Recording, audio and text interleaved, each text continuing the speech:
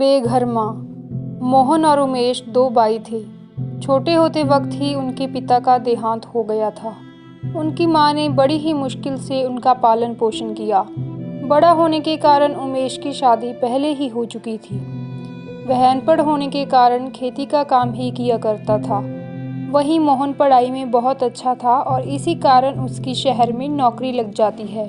अब मोहन की नौकरी लगने के कारण उसकी भी शादी हो जाती है। शादी के बाद मोहन और उसकी पत्नी शहर में ही रहने लगते हैं। माँ अपने बड़े बेटे बहू के साथ ही गांव में रहा करती थी।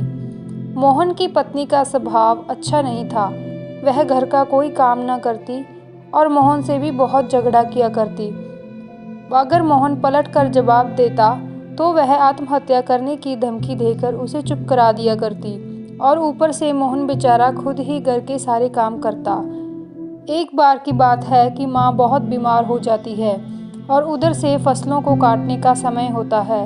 इस पर उमेश की पत्नी कहती है कि देखो जी, फसलों का काम चल रहा है तो आपके साथ खेत में काम करवाने के कारण मुझे माँ की देखभाल करने का मौका नहीं मिलता, इसलिए आप छोटे को फ़ोन कर दो, वो माँ को अपने पास ले जाएगा।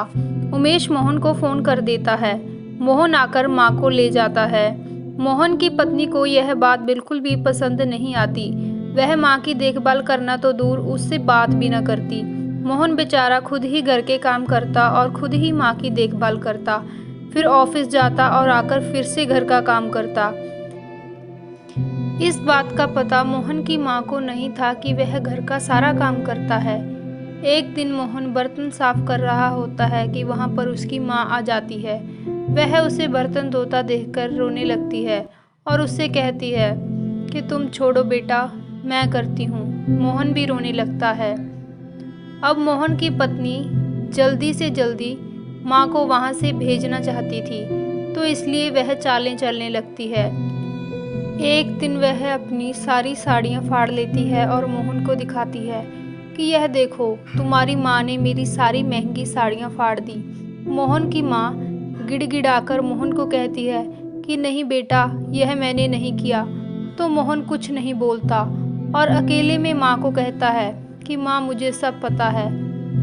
फिर एक दिन अलमारी का कुछ सामान बिखरा पड़ा था, तो मोहन की पत्नी माँ पर इल्ज़ाम लगा देती है कि इसने मेरा सामान चोरी कर लिया।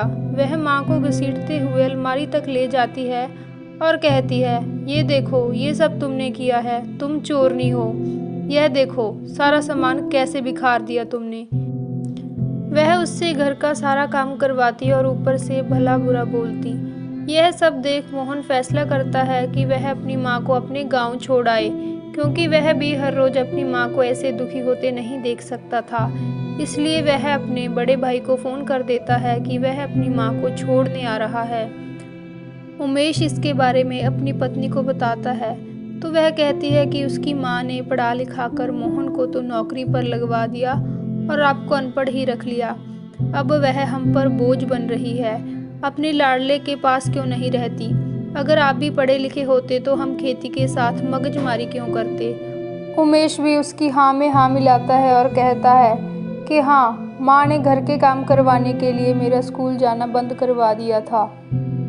तो वह मोहन को फ़ोन करके कहते हैं कि इस बार फसल अच्छी नहीं हुई है, हम माँ का खर्चा नहीं उठा सकते, तुम एक काम करो, माँ को अपने पास ही रख लो।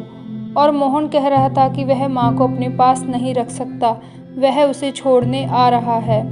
माँ बेचारी कोने में खड़ी हुई सब सुन रही थी और वह अपने आप को बेघर महसूस कर रही थी। अपनी सारी उम्र जिस घर को संभालने के लिए उसने लगाई थी, अब उस घर में उसके लिए कोई स्थान नहीं था। अगर यह कहानी आपको अच्छी लगे तो इसे लाइक शेयर ज़रूर करना और चैनल को सब्सक्राइब करना।